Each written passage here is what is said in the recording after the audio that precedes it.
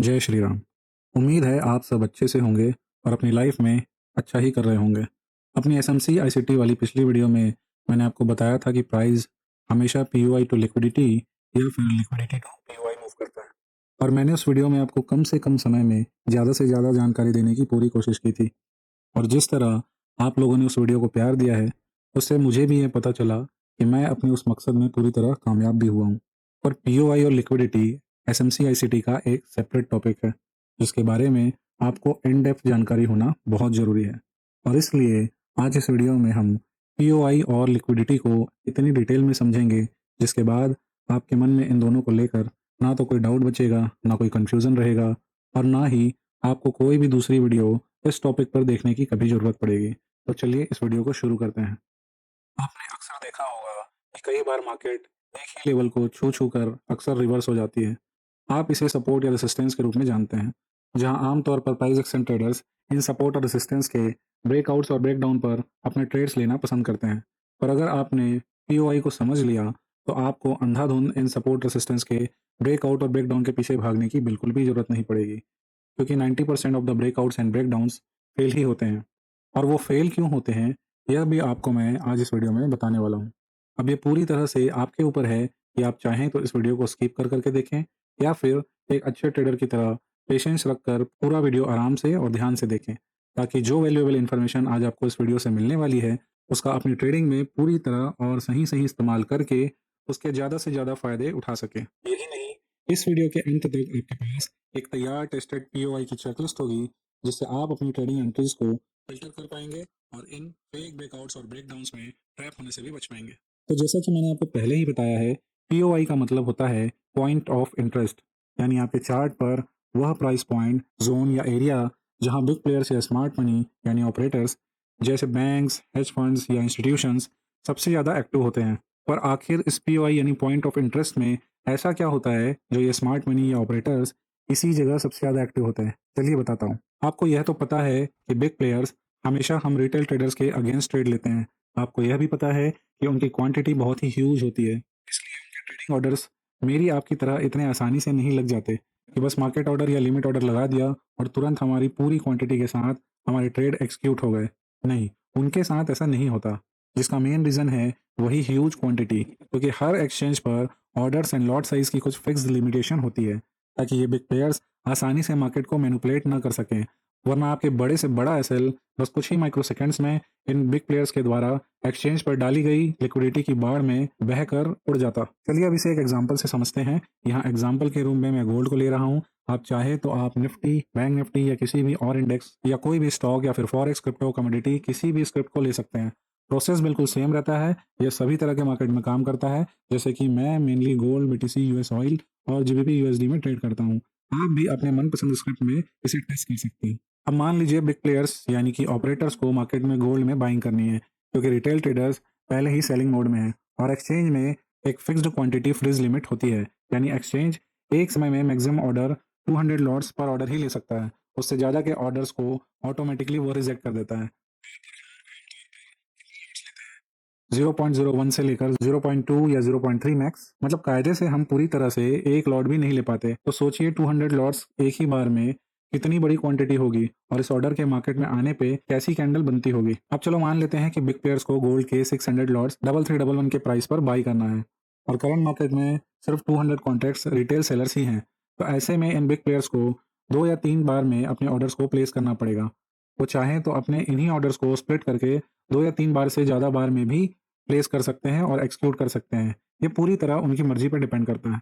और मार्केट में भी ठीक उसी समय 600 रिटेल सेलिंग कॉन्ट्रैक्ट्स होने चाहिए, तब जाकर उनकी पूरी बाई क्वांटिटी फुलफिल हो पाएगी। तो ये बिग प्लेयर्स यानी इंस्टीट्यूशंस अपने बड़े ऑर्डर्स एक बार में ही मार्केट में नहीं डालते, क्योंकि अगर डाल दिया तो प्राइस एकदम से शूट करेगा और उन्हें बेस्ट प्राइस नहीं मिलेगी। इसलिए वह एक एक्यूमुलेशन जोन में धीरे धीरे लिक्विडिटी इकट्ठा करते हैं। जब इंस्टीट्यूशन डिसाइड करते हैं कि अब लिक्विडिटी कम है और उन्हें फोर्सफुली मार्केट को ऊपर की तरफ तोड़ना है, तो एक बड़ा सा बाई ऑर्डर डालते हैं और प्राइस एकदम से तेज ऊपर की तरफ शूट करता है।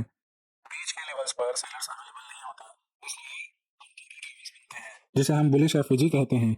यह मूव आमतौर पर रिटेल को ट्रैप करने के लिए ही होता है, जैसे कि ब्रेकआउट बायर्स को अटैक करने के लिए। अब मान लेते हैं कि गोल्ड के चार्ट पर 3311 से 3327 के प्राइस पॉइंट पर 100 सेलर्स ही थे। इसके बाद 3327 से 3351 की प्राइस पॉइंट तक अगेन 100 सेलर्स थे, पर 3327 और 3338 के बीच में कोई भी सेलर मौजूद नहीं था, जिसकी वजह से गोल्ड के चार्ट पर 10 से 11 पॉइंट का एक गैप बन जाता है, जिसे हम बुलिश एफईजी कहते हैं। तो इस ऑपरेटर का पहला 200 क्वांटिटी का एक स्लॉट पूरी तरह फुलफिल हो गया, पर उन्हें अभी भी 400 कॉन्ट्रैक्ट्स और बाई करनी है, जिसके लिए उन्हें सेलर्स चाहिए, यानी कि लिक्विडिटी चाहिए। तो अब सवाल ये उठता है कि प्राइस ऊपर गया है बिग प्लेयर्स की बाइंग की वजह से, तो फिर उसे नीचे कौन ले जाएगा?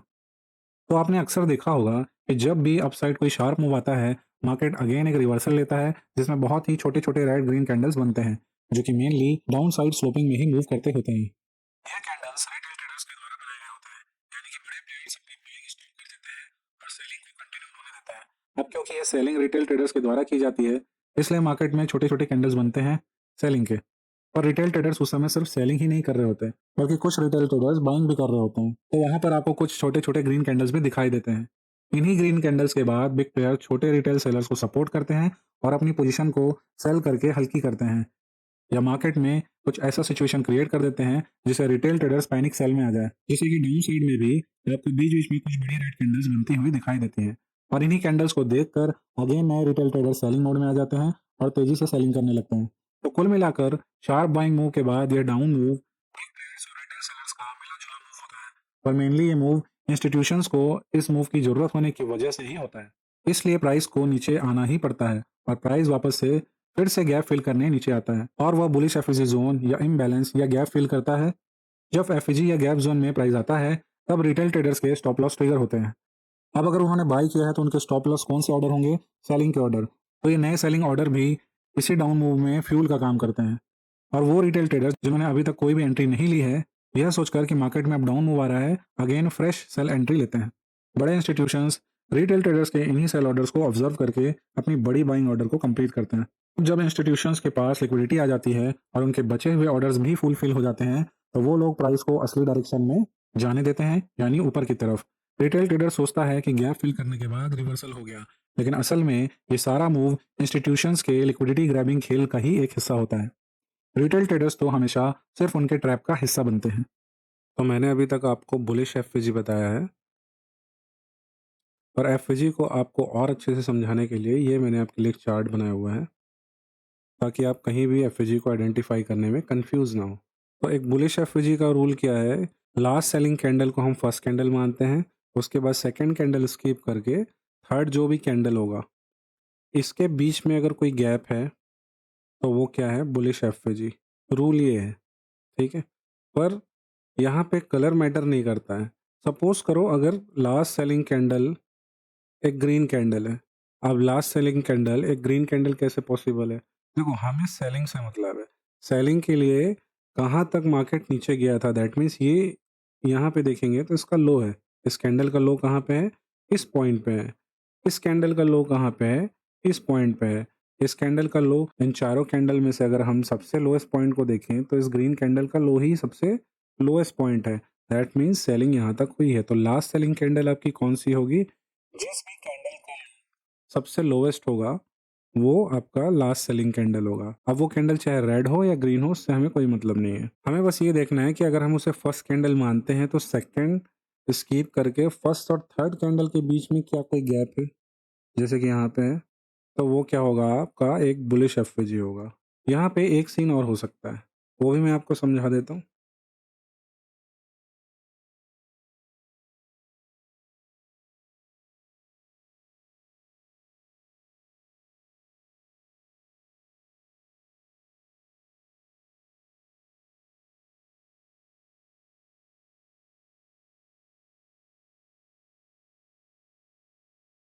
तो मान लेते हैं कि यहाँ पे कुछ इस तरह की कंडीशन है जहाँ पे लास्ट सेलिंग कैंडल को हमने फर्स्ट कैंडल माना तो है, बट इस कैंडल और थर्ड कैंडल, सेकंड थर्ड, ये थर्ड कैंडल होगी। अगर हमने इसको फर्स्ट कैंडल माना है तो ये थर्ड कैंडल होगी। इस केस में इन दोनों के बीच में, यानी इस कैंडल के हाई और इस कैंडल के लो के बीच में कोई भी गैप नहीं है। तब आप यहाँ पे कैसे एफईजी आइडेंटिफाई करोगे? तो इस केस में क्या होगा? आप इस इनसाइड बार को या कोई भी बार जो यहाँ पे होगी, तो उस कैंडल को आप फर्स्ट कैंडल मान के फिर से इसे चेक करोगे। तो ये हो गया आपका फर्स्ट कैंडल। और इस केस में आपका ये हो गया थर्ड कैंडल। तो अब देखेंगे कि क्या इन दोनों के बीच में गैप है? तो हाँ है, ये हो गया। तो अब ये आपकी बुलिश एफवीजी कहलाएगी। तो यहाँ पे जैसा कि मैंने आपको बताया कि कलर मैटर नहीं करता है, वो कैंडल ग्रीन भी हो सकती है, रेड भी हो सकती है। कंडीशन ये है कि इन दोनों के बीच में एक गैप होना चाहिए। फर्स्ट कैंडल और थर्ड कैंडल के बीच में एक गैप होना चाहिए। ठीक है? क्लियर है? आई होप आपको बुलिश एफवीजी अच्छे से क्लियर हो गया होगा। ठीक इसी तरीके से अब मैं आपको बियरिश एफवीजी भी बता देता हूँ कि बियरिश एफवीजी क्या होता है। बियरिश एफवीजी भी बुलिश एफवीजी के जस्ट अपोजिट सारे कंडीशंस मीट होने चाहिए। यानी कि यहाँ पे आपके लास्ट बाइंग कैंडल का लो, उससे थर्ड कैंडल का हाई, इन दोनों के बीच में एक गैप होना चाहिए। इस गैप को हम बियरिश एफवीजी कहते हैं। सेम वे जैसे कि मैंने आपको बताया था कलर मैटर नहीं करता है, तो in case last buying candle एक ग्रीन कैंडल ना होके एक रेड कैंडल होगी, तो वो फर्स्ट कैंडल बनेगी। आपको टॉप देखना है, सबसे हाईएस्ट कैंडल कौन सा है, वो आपका लास्ट बाइंग कैंडल होगा। उस कैंडल को फर्स्ट कैंडल मान के उसकी सेकंड और थर्ड कैंडल के हाई पे, फर्स्ट कैंडल के लो पे, थर्ड कैंडल के हाई पे, इन दोनों के बीच में अगर कोई गैप है तो वो एक बियरिश एफवीजी होगी। और जैसा कि मैंने आपको बुलिश एफवीजी में बताया था कि मान लेते हैं आपकी ये कंडीशन फुलफिल ना हो रही हो, तब उस केस में आप किस तरीके से बियरिश एफवीजी आइडेंटिफाई करेंगे। लाइक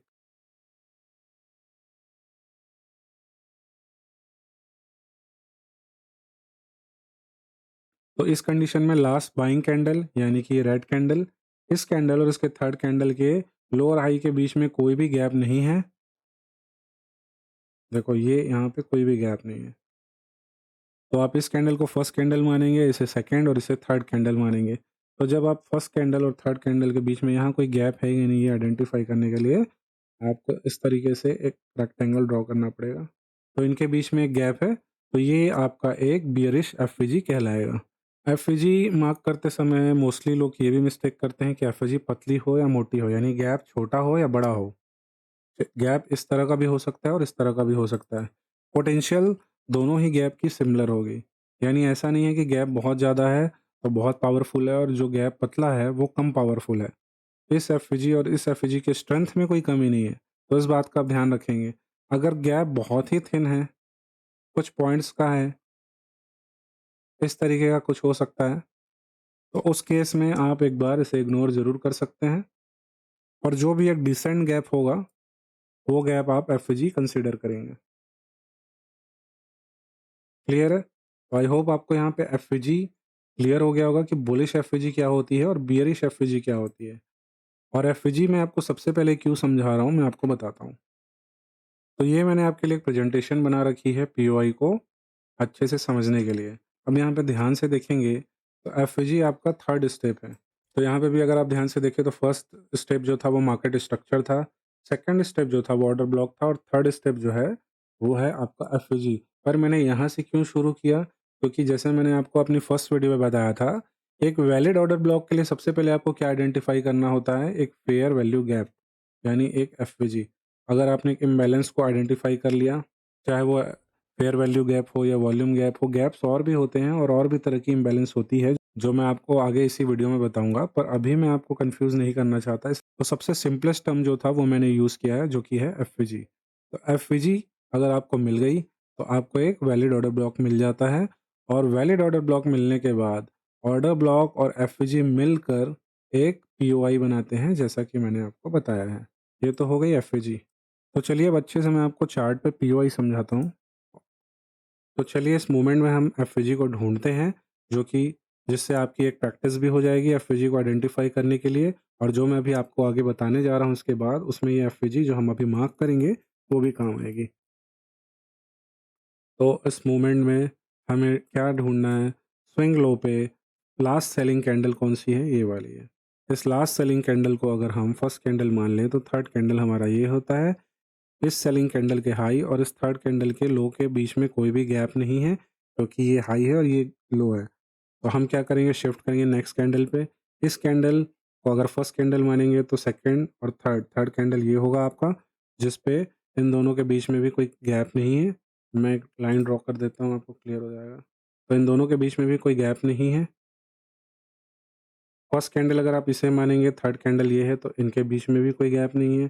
फर्स्ट कैंडल अगर हम इसे मान लें और थर्ड कैंडल इसे माने, तो इनके बीच में क्या कोई गैप है? तो हाँ है। तो हम यहाँ पे क्या करेंगे, इस कैंडल को इस कैंडल को हमने फर्स्ट कैंडल माना ना, तो यहाँ के हाई और थर्ड कैंडल का लो, ये थर्ड कैंडल है और ये इसका लो है। इसे मैं मार्क कर लेता हूँ, ठीक है? तो ये आपका क्या कहलाएगा? एफवीजी। और जब भी आप एक एफवीजी आइडेंटिफाई कर लेते हैं, तो आपका फर्स्ट कैंडल क्या बन जाता है? एक ऑर्डर ब्लॉक। ये एक वैलिड ऑर्डर ब्लॉक है। तब आपको क्या मिल गई? एक आपको मिल गया एफवीजी और एक आपको मिल गया वैलिड ऑर्डर ब्लॉक। अब हमने क्या आइडेंटिफाई कर लिया? FVG order block. दोनों को मिला के क्या बनता है? एक पीओआई।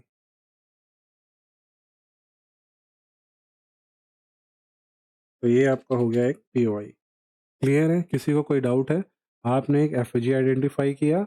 जब भी आप एक एफईजी आइडेंटिफाई करते हैं, तो उसके ऊपर या नीचे डेफिनेटली एक ऑर्डर ब्लॉक आपको मिलेगा, जो कि एक वैलिड ऑर्डर ब्लॉक कहलाएगा। तो अगर मार्केट ऊपर जा रहा है, आपने एक बुलिश एफईजी ढूंढी है, तो आपको एक बुलिश ऑर्डर ब्लॉक ही मिलेगा। और इन दोनों को मिला के जो पीओआई बनेगा, वो बुलिश पीओआई है। यानी कि इस जोन में, इस पीओआई पे, इस पूरे पॉइंट ऑफ इंटरेस्ट पे क्या हो सकती है? बाइंग हो सकती है। किसका इंटरेस्ट है यहाँ पे बाइंग करने का? बड़े इंस्टीट्यूशंस का। वो यहाँ पे बाइंग कर सकते हैं अगेन इस लेवल पे। अगर आप इसे एक्सटेंड कर दो, तो ये लेवल कहाँ तक जाता है? यहाँ तक जाता है। ठीक है? तो देखा आपको, मार्केट कितना भी ऊपर गया हो, वापस इस एफवीजी या ऑर्डर ब्लॉक या पीओआई पे वापस आता ही है, अगर मार्केट को और ऊपर जाना है तो। तो चलिए हम इसे अभी यहाँ तक रखते हैं और हम ढूंढते हैं कि क्या इस अप मूव में और कोई पीओआई उसने बनाया है।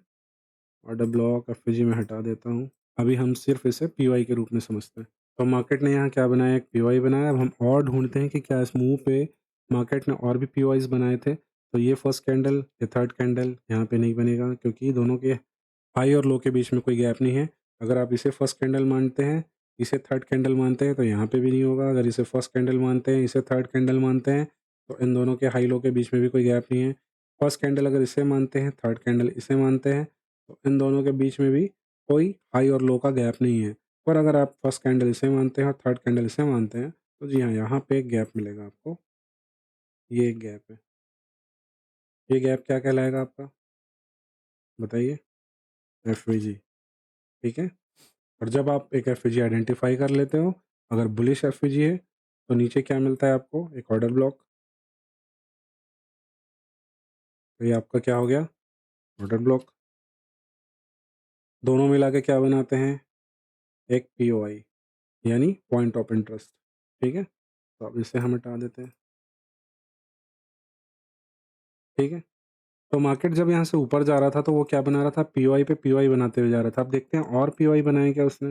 अगर आप और ऊपर जाओगे, तो फर्स्ट कैंडल इसे मानोगे, थर्ड कैंडल इसे मानोगे, तो जी हाँ, यहाँ पे भी एक गैप है। तो ये भी आपकी क्या होगी? एक, ये आपकी एक एफवीजी हो गई। इसके ठीक नीचे वाला कैंडल क्या कहलाएगा?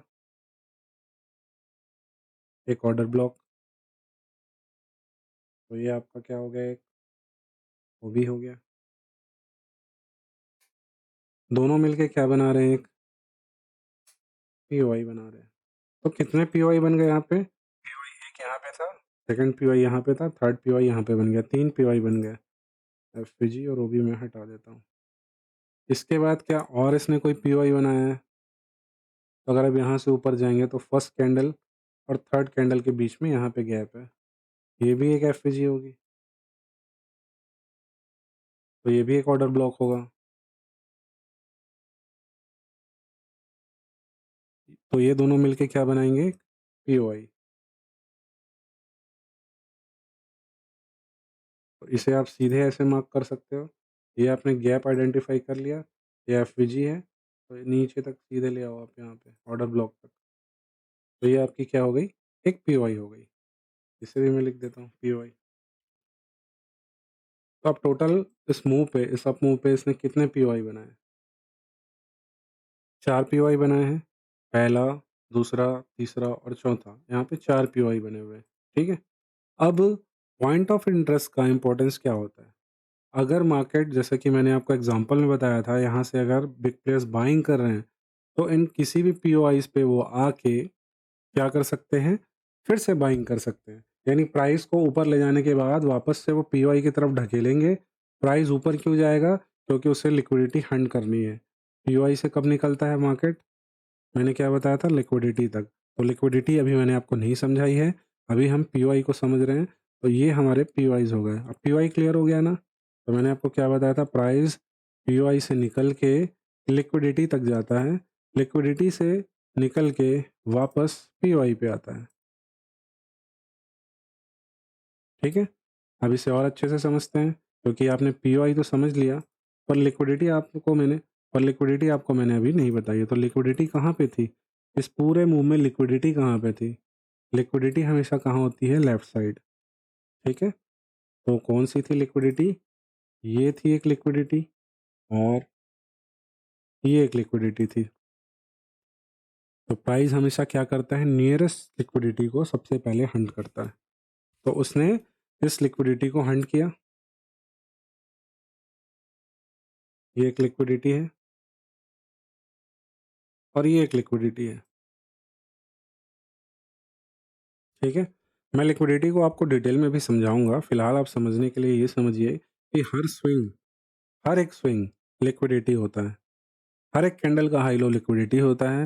हर डेली कैंडल का हाई लो लिक्विडिटी होगा, हर आवरली कैंडल का हाई लो लिक्विडिटी होगा, हर 5 मिनट के कैंडल का हाई लो क्या होगा? एक लिक्विडिटी होगा, हर 1 मिनट के कैंडल का हाई और लो क्या होगा? लिक्विडिटी होगा। तो कोई भी स्विंग क्या होती है? किसी भी बड़े टाइम फ्रेम की बड़ी कैंडल का हाई और लो होता है। अभी ये चीज़ें मैं आपको थोड़ी देर के लिए स्किप कर रहा हूँ। तो यहाँ पे क्या हुई? लिक्विडिटी हंट हुई है। अब लिक्विडिटी कहाँ-कहाँ होती है वो तो मैंने आपको बता दिया और पीओआई से निकल के लिक्विडिटी को उसने हंट किया। अब वापस जब वो पीओआई पे आता है तो वो किस पीओआई पे आएगा? क्योंकि यहाँ पे 4 पीओआई है ना। ये पीओआई है फर्स्ट, सेकंड, थर्ड और फोर्थ। वो किस पीओआई पे आएगा? प्राइस या मार्केट किस पीओआई को रिस्पेक्ट देगा ये हमें अभी बिल्कुल भी नहीं पता है। ठीक है? तो ये हमें कैसे पता चलेगा? हमें फिर से मार्केट स्ट्रक्चर को देखना पड़ेगा। अब याद रखिए कि मैं कौन-कौन से टर्म्स इस वीडियो में यूज़ कर रहा हूँ, क्योंकि हम स्टेप बाय स्टेप अलग-अलग टर्म को इंट्रोड्यूस कर रहे हैं इस वीडियो में। मैं आपको बहुत सारे टर्म्स बता रहा हूँ, लेकिन स्टेप बाय स्टेप। जैसे कि सबसे पहले मैंने आपको बोला था पीओआई, तो पीओआई का कॉन्सेप्ट मैंने क्लियर किया। उसके बाद मैंने आपको बताया था लिक्विडिटी। ऑल्दो लिक्विडिटी मैंने आपको ब्रीफ में बताया, पर वो भी मैं अभी आपको डिटेल में एक्सप्लेन करूँगा कि लिक्विडिटी की इम्पोर्टेंस क्या है। तो प्राइस यहाँ से चला पीओआई बनाते हुए, उसने लिक्विडिटी को हंट किया, फिर वापस से वो पीओआई पे आया और फिर पीओआई पे जाने के बाद वो फिर किसी नियरेस्ट लिक्विडिटी को हंट करेगा। पर हमें कैसे पता चलेगा कि वो किस पीओआई पे सपोर्ट लेगा या रेजिस्टेंस लेगा, यानी कि रिस्पेक्ट देगा? तो उसके लिए क्या कॉन्सेप्ट है? तो मार्केट जब भी वापस से पीओआई पे आता है, तो वो सबसे पहले क्या करता है? उस पीओआई के ऑर्डर ब्लॉक को रिस्पेक्ट देता है। क्योंकि हमें नहीं पता वो इस पीओआई से ही ऊपर चला जाएगा या इस पीओआई से ही ऊपर चला जाएगा या इस पीओआई से ऊपर जाएगा या फिर इस पीओआई तक आएगा और ऊपर चला जाएगा। तो उसके लिए मैंने आपको अपने फर्स्ट वीडियो में क्या बताया था? 4 कैंडल का एक रूल बताया था कि प्राइस पीओआई से निकल के लिक्विडिटी हंट करेगा, उसके बाद वो वापस पीओआई पे आएगा। पीओआई पे वो कहाँ पे आएगा? किसी ऑर्डर ब्लॉक को टैप करेगा, उसके बाद डिस्प्लेसमेंट लेगा, फिर उसके बाद उस डिस्प्लेसमेंट के भी लास्ट पीओआई को वो, यानी उसकी सारी लिक्विडिटी हंट करेगा और फिर वो अपने मेन ट्रेंड की ओर मूव करेगा, यानी जहां उसे जाना है। तो यहाँ पे क्या हुआ? उसने इस पीओआई को रिस्पेक्ट दिया क्या या इस ऑर्डर ब्लॉक को रिस्पेक्ट दिया? ये है हमारा ऑर्डर ब्लॉक। इस पीओआई का नहीं दिया, तो हम इसे डिलीट कर देते हैं।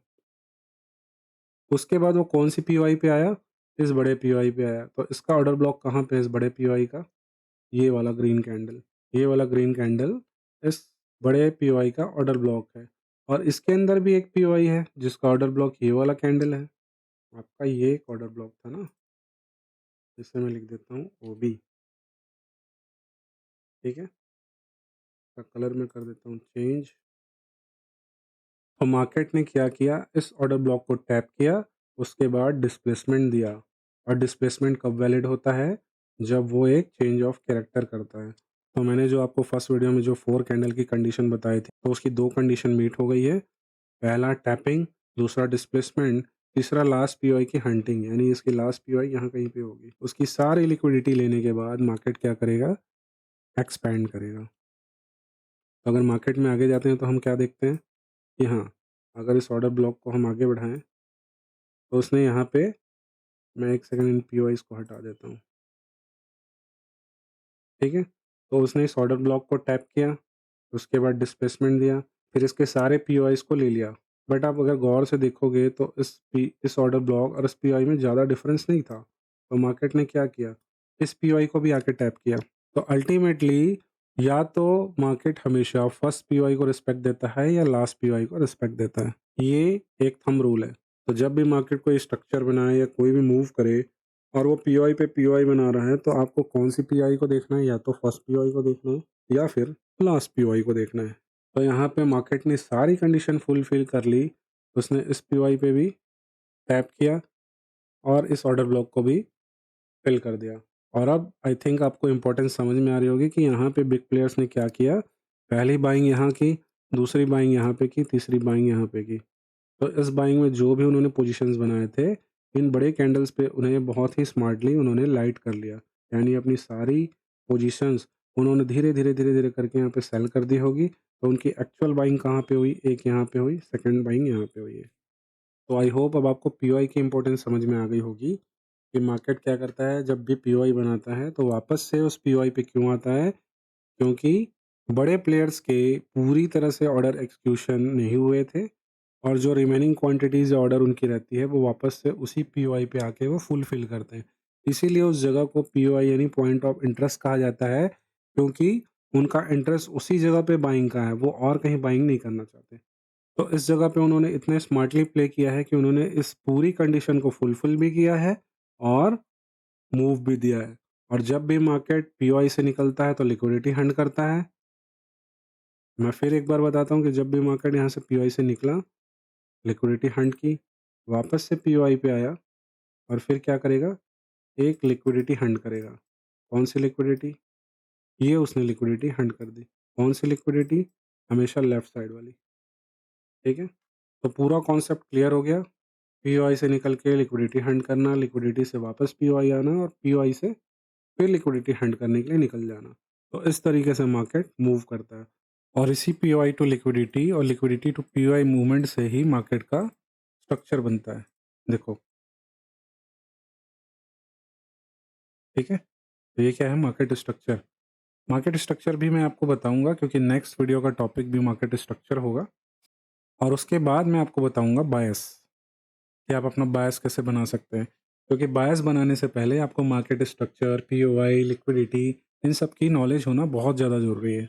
तभी आप अपना बायस सही बनाओगे, वरना बहुत सारे नए ट्रेडर अक्सर बायस बनाने में बहुत सारी गलतियां करते हैं क्योंकि उन्हें इन सब चीज़ों के बारे में इन डेप्थ नॉलेज नहीं होता। तो वो बायस तो बनाते हैं पर वो गलत बायस बना लेते हैं, जिसकी वजह से उन्हें प्रॉफिट होने के बजाय उस बायस पे लॉस हो जाता है। तो आई होप अब आपको पीओआई क्लियर हो गया होगा। अब हम बात करते हैं लिक्विडिटी की। तो लिक्विडिटी वैसे 15-20 तरह की लिक्विडिटी होती है और आप जितना चाहे उतने नए नाम दे सकते हो लिक्विडिटीज़ को। बट कोर कॉन्सेप्ट यही है कि अगर लिक्विडिटी को मैं आपको सिंपल टर्म में समझाऊं तो लिक्विडिटी का मतलब है एसएल। इनके एसएल, रिटेल ट्रेडर्स के एसएल। क्यों क्यों रिटेल ट्रेडर्स के एसएल? क्योंकि रिटेल ट्रेडर अपने छोटे छोटे कैपिटल्स के साथ मार्केट में आते हैं और वो ट्रेड इनिशिएट करते हैं। और majority of the retail trader जिस जगह पे अपना ट्रेड इनिशिएट करके जहां स्टॉप लॉस रखते हैं, वो स्टॉप लॉस क्या कहलाते हैं, वो एरिया क्या कहलाता है, लिक्विडिटी जोन या लिक्विडिटी एरिया या लिक्विडिटी। अब लिक्विडिटी कहाँ हो सकती है? तो लिक्विडिटी कहाँ होती है? किसी भी कैंडल के हाई पे और लो पे। डजेंट मैटर वो ग्रीन कैंडल है, रेड कैंडल है, किस तरह का कैंडल है, डोजी कैंडल है, कोई भी कैंडल हो, कैंडल के हाई और लो पे लिक्विडिटी होती है।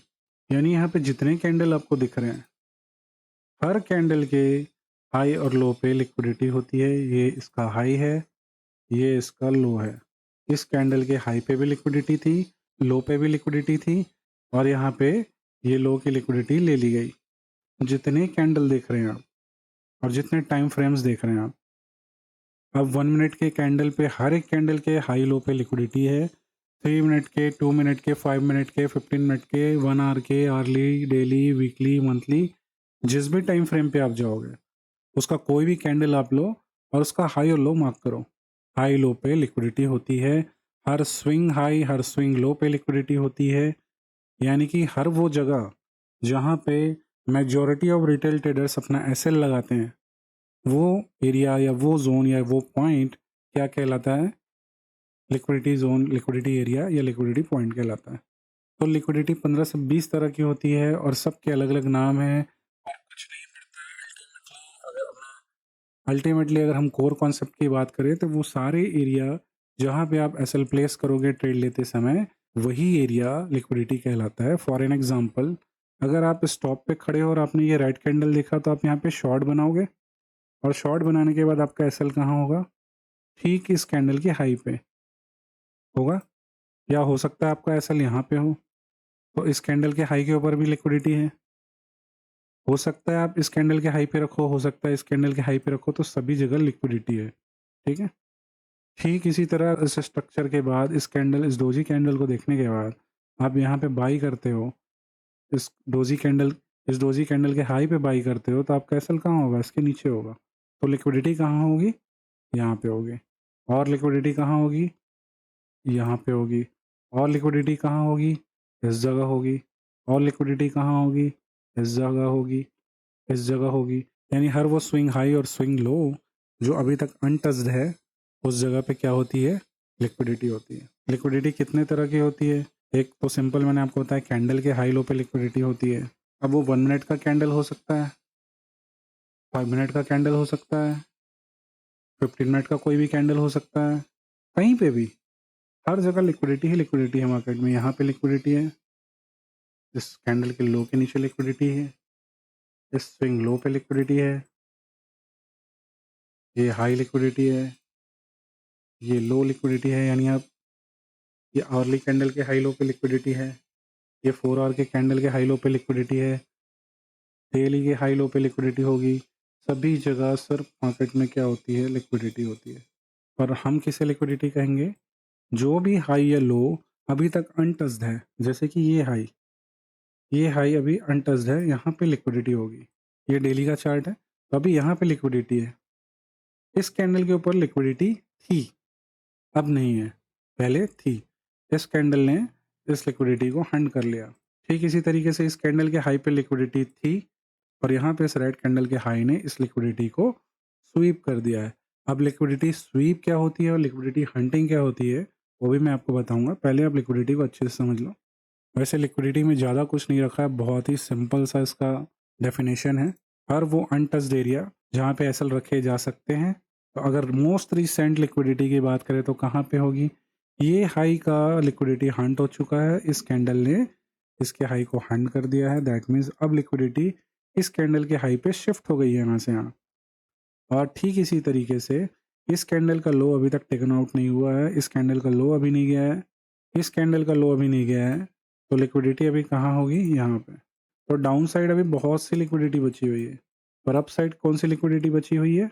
ये वाली। और डाउन साइड कहाँ कहाँ पे होगी? हर वो एरिया जो अनटच्ड है। ये अनटच्ड लो है, ये अनटच्ड लो है अभी तक, इसे भी मार्केट ने टच नहीं किया है। एक अप ट्रेंड में जिसे अभी तक मार्केट ने टच नहीं किया है, वो क्या है? लिक्विडिटी है। और जब मार्केट अप ट्रेंड में होता है तो वो क्या करता है? हर हाई की लिक्विडिटी लेते हुए जाता है वो। इसी तरीके से अगर आप डाउन ट्रेंड की बात करें, इस हाई की लिक्विडिटी इस कैंडल ने ली, उसके बाद ये अनटच्ड था, फिर ये अनटच्ड था, ये अनटच्ड था, ये भी अनटच्ड था। तो इन सभी जगहों पे क्या थी? लिक्विडिटी। पर ये लिक्विडिटी अब क्या हो गई? हंट हो चुकी है। क्यों? क्योंकि इस कैंडल का हाई इस कैंडल ने तोड़ दिया, इस कैंडल का हाई इसने तोड़ दिया, इस कैंडल का हाई इसने तोड़ दिया, इस कैंडल का हाई इसने तोड़ दिया। तो एक्चुअल में जब आप ट्रेड लेते हो तब आप क्या करते हो? फॉर एन एग्जांपल, अगर आपने ये रेड कैंडल देखा और आपने एक ट्रेड इनिशिएट किया, तो आपका एसएल कहाँ होगा? आपका एसएल यहाँ होगा। और ये एसएल कब तक नहीं जाएगा? जब तक प्राइस इस लाइन के ऊपर ना जाए, इस कैंडल के हाई के ऊपर ना जाए, यानी जब तक यहाँ की लिक्विडिटी हंट ना हो जाए, तब तक ये एसएल नहीं जाएगा। तो एसएल और लिक्विडिटी, लिक्विडिटी और एसएल क्या है? सेम चीज़ है।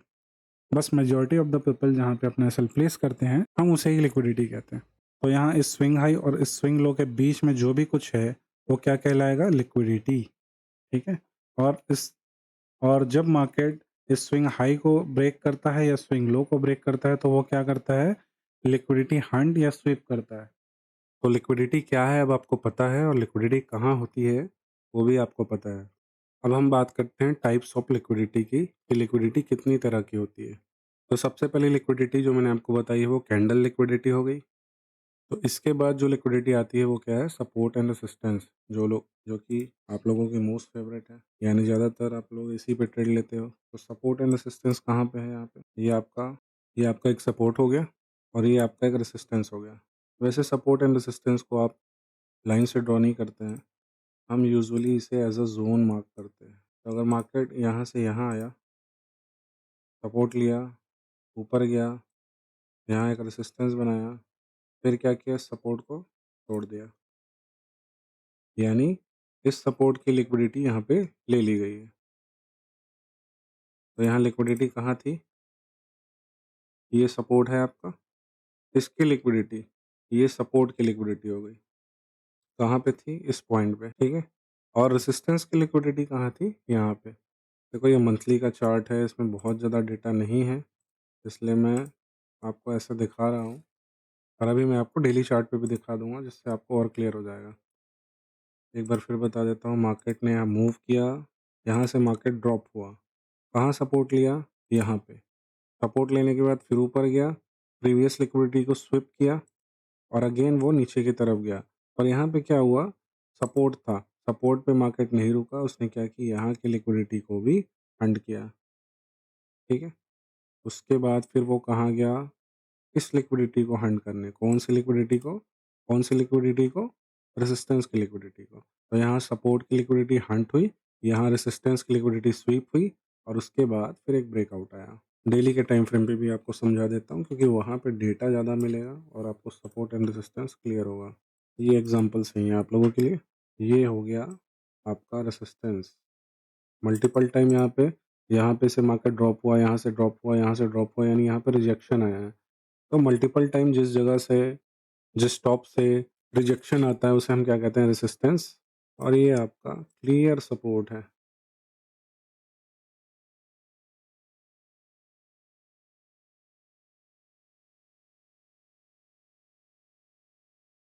तो ये क्या हो गया आपका, रेसिस्टेंस, और ये क्या हो गया आपका, सपोर्ट। अब यहाँ पे रेसिस्टेंस की लिक्विडिटी कहाँ थी, सपोर्ट की लिक्विडिटी कहाँ थी, बहुत इजी है, अब आपको तो पता चल ही गया होगा। ये है एक लिक्विडिटी,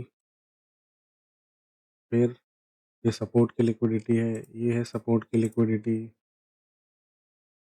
ये भी सपोर्ट की लिक्विडिटी है, ये भी सपोर्ट की लिक्विडिटी है, ये भी सपोर्ट की लिक्विडिटी थी, ठीक है। तो मार्केट ने यहाँ भी सपोर्ट लिया है। तो यहाँ की सारी लिक्विडिटी मार्केट ने यहाँ पे क्या की है, स्वीप की है। स्वीप मैं क्यों कह रहा हूँ कि जब भी मार्केट सिर्फ लिक्विडिटी लेके रिवर्स हो जाता है तो उसे क्या कहते हैं, लिक्विडिटी स्वीप कहते हैं।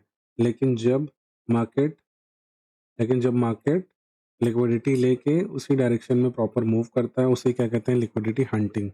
तो देखिए यहाँ पे क्या हुआ, सपोर्ट लिया, यहाँ पे लिक्विडिटी नहीं ली गई है, प्रीवियस लिक्विडिटी, ये प्रीवियस लिक्विडिटी है, ये करंट लिक्विडिटी है। तो यहाँ पे इसकी लिक्विडिटी यहाँ स्वीप नहीं हुई है, क्योंकि मार्केट यहीं से बाउंस कर गई, यानी कि यहाँ पे मार्केट ने सपोर्ट लिया, अगेन यहाँ सपोर्ट लिया, फिर से सपोर्ट लिया। तो हर बार मार्केट क्या कर रहा है, यहाँ पे सपोर्ट ले रहा है। अब इस पॉइंट पे देखोगे आप, तो उसने क्या किया, इसकी लिक्विडिटी हंट की है, इसकी लिक्विडिटी स्वीप की है, इसकी लिक्विडिटी स्वीप की है, इसकी भी लिक्विडिटी स्वीप की है। इन तीनों सपोर्ट की लिक्विडिटी से लोवेस्ट पॉइंट क्या है, ये वाला। तो इसने इन तीनों की लिक्विडिटी तो स्वीप कर दी, बट ये लिक्विडिटी रह गई है, ये अभी स्वीप या हंट नहीं हुई है। तो मार्केट ने क्या किया, यहाँ पे इन दोनों की लिक्विडिटी स्वीप कर दी। उसके बाद यहाँ जो लिक्विडिटी जनरेट हुई है इस मूव से यहाँ पे हर किसी ने बाई किया होगा और एसएल उनका यहाँ कहीं पे होगा, हर कैंडल के नीचे एसएल होगा। तो फिर ये जब मूव आया, डाउन मूव, तो इसने इन सब की लिक्विडिटी फंड की, सबके एसएल लिए और यहाँ पे क्या की, इस लास्ट वाली लिक्विडिटी को भी स्वीप कर दिया। अब हमें देखना है कि इसका लो क्या है, 90742 और इसका लो क्या है, 91215। इसका मतलब है ये जो लिक्विडिटी सपोर्ट की लिक्विडिटी आप देख रहे हो यहाँ पे स्वीप हो चुकी है, क्योंकि मार्केट यहाँ स्वीप करके सीधे ऊपर चला गया। कहाँ चला गया? रेसिस्टेंस पे। और यहाँ जाके इसने क्या किया? इस प्रीवियस रेसिस्टेंस की लिक्विडिटी को स्वीप किया है। क्यों? क्योंकि ये वाला जो हाई था, इस हाई के ऊपर ये वाला कैंडल का विक गया है। तो यहाँ पे इसकी जो भी यहाँ पे जितने एसएल रहे होंगे सब के सब क्या हो गए? स्वीप हो गए। तो यहाँ पे लिक्विडिटी हंट किसकी हुई? रेसिस्टेंस की। ठीक है। मार्केट को जाना कहाँ था? Down side. तो उसने क्या किया? एक रेंज बनाया। तो यहाँ पे क्या हुई? रेसिस्टेंस की लिक्विडिटी उसने स्वीप कर दिया। फ्रेश जो रेसिस्टेंस की लिक्विडिटी है वो यहीं पे बन गई, ये वाली। अब ये एक लिक्विडिटी है बड़े टाइम फ्रेम की, और मार्केट फिर क्या करता है? डाउन मूव देता है। यहाँ पे कोशिश होती है इस लिक्विडिटी को स्वीप करने की, लेकिन मार्केट यहाँ पे ऐसा नहीं कर पाता। यहाँ से फिर बाउंस कर जाता है। तो अब क्या हुआ?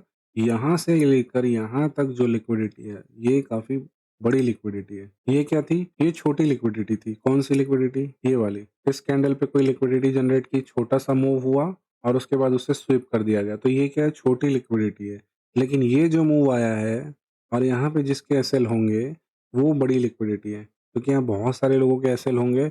उन्होंने देखा कि मार्केट यहाँ पे आया, यहाँ पे आया, यहाँ पे आया, लेकिन अभी तक ये एसएल ट्रिगर नहीं हुआ है। तो यहाँ पे जब आता है तो ये बड़ी लिक्विडिटी है, क्योंकि इसमें रेंज का ड्यूरेशन बहुत ज़्यादा है। इसके अंदर बहुत सारी लिक्विडिटी आई हुई है, और जब ये वाले कैंडल ने इस लिक्विडिटी को स्वीप किया तो ये क्या है? एक बड़ी लिक्विडिटी हंट हुई है। ठीक इसी तरीके से अब इसके बाद अगर हम इस रेसिस्टेंस को देखें तो यहाँ से लेके यहाँ तक कभी भी मार्केट ऊपर की तरफ आके इस लिक्विडिटी को स्वीप कर नहीं पाया, हंट कर नहीं पाया। तो ये भी एक क्या हो गया? आपकी बड़ी लिक्विडिटी हो गई। अच्छी बड़ी लिक्विडिटी है ना ये।